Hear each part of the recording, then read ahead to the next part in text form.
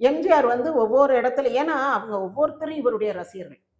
அவர் என்ன நினைப்பாரு, இவங்க காசுல தான் நான் இன்னைக்கு இவ்வளவு சொகுசா இருக்கேன். ஏன்னா நான் வந்து சாப்பாட்டுக்கு வழி இல்லாம நாடகத்துல கொண்டு எங்க அம்மா விட்டாங்க, சோறு போட வழி இல்லாம தான் நாடகத்துல கொண்டு போய் விட்டாங்க. அங்க விட்டா 2 வேளை சோறு கிடைக்கும்ட்டு. அப்ப இன்னைக்கு எனக்கு இருக்கிற இந்த எல்லா வசதியும் இந்த மக்கள் கொடுத்த பணம். நான் அவங்கள வந்து ஹாப்பியா வச்சிருந்தேன்ல அப்படின்னு அவர் என்ன கிளைம் பண்றது இல்ல.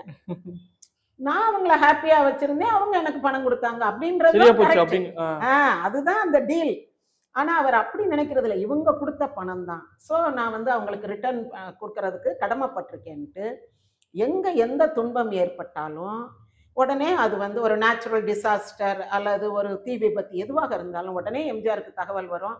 அங்க வந்து இந்த ரசிகர் மன்றம் நம்ம போய் இன்னும் ஒரு செய்யறாங்க அப்படின்வாங்க. பணம் இருக்குதா வேணுமா அப்படின்னு கேட்டு அவர் வந்து கொஞ்சம் பணம் கொடுத்து விடுவாரு. எல்லா இடத்துலயும் எம்ஜிஆருடைய பணம், எம்ஜிஆருடைய ரசிகர்கள் இருப்பாங்க. கஷ்டம்னு வர்ற இடத்துல கண்ணபரமாத்மா மாதிரி வந்து நிக்கிறது எம்ஜிஆரும் எம்ஜிஆருடைய ரசிகர்களும் தான். ரசிகர்கள் இருப்பாங்க இன்னைக்கு வரைக்கும்.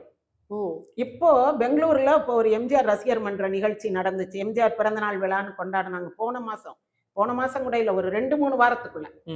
அப்ப கூட அவங்க ஒரு 10-12 ஆட்டோக்காரவங்களுக்கு சீருடை வழங்கினாங்க. அருமை அருமை.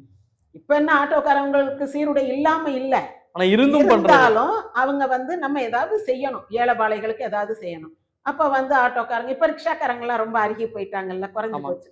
அப்ப ஆட்டோக்காரங்களுக்கு நம்ம வந்து ஒரு செட்டு யூனிஃபார்ம் எடுத்து கொடுப்போம் அப்படின்னு அந்த காக்கி ஷர்ட் அண்ட் பேண்ட் வந்து பெங்களூர் ரசிகர்கள் எம்ஜிஆர் ரசிகர்கள் செய்யறாங்கன்னா பாத்துக்கோங்க.